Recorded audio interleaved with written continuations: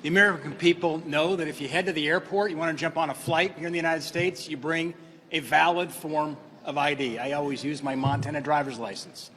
I imagine some of you, maybe it's even happened to yourself, you show up at the airport, you run a little late, might have forgotten an ID back home. You don't try to enter through TSA to get to the terminal because you know you'll be turned back without a valid form of ID.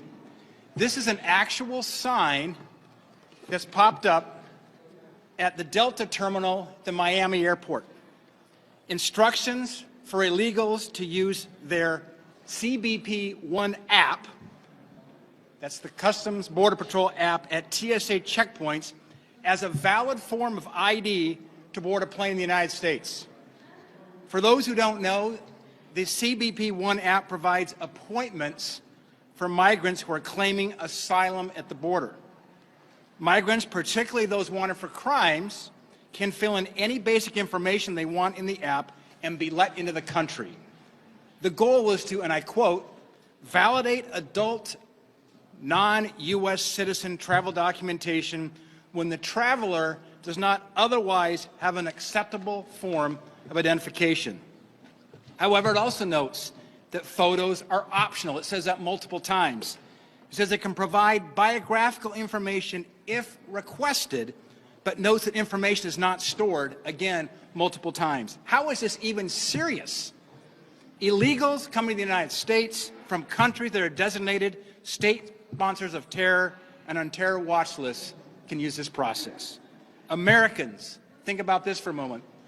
We, as Americans, are going to be forced to acquire a real ID by May of 2025, or you or anybody else here, myself, will be barred from boarding a flight in the United States. How in the world can we justify this when illegal immigrants are allowed to board planes with unverifiable information they filled out on an app? The administration and the Senate Democrats say they're concerned about the southern border, but their actions prove otherwise. It's time to get serious. They don't got abortion clinics at the border. They're telling us as American women, specifically black American women, we need to abort our children. But if you coming across the border with your baby, oh, come to the land of milk and honey, the great land of opportunity. We'll take care of you. Joe Biden even said, I'll give illegal immigrants coming across the border $400,000 apiece. Can you imagine if they were to go to that black single mother living in the hood, not even $400,000, offer $4,000, because I know some black women that can make something jump with $4,000. Offer her $40,000. You know why they'll never give us that? Because they know that we'll never need them again. Welfare reminds me of an old man I used to date. I was in a relationship with him for 11 years. He would never marry me, right? But whenever my bills were due, I would tell him he would give me just enough. He had a whole lot of money. He would give me just enough.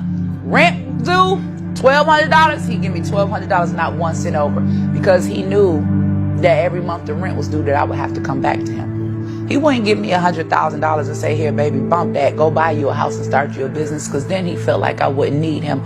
The government system is the same way when it comes to black Americans. They'll never give us enough to get over and get up. It's only enough to make sure we continue to come back every 30 days so that we can remain slaves to their system.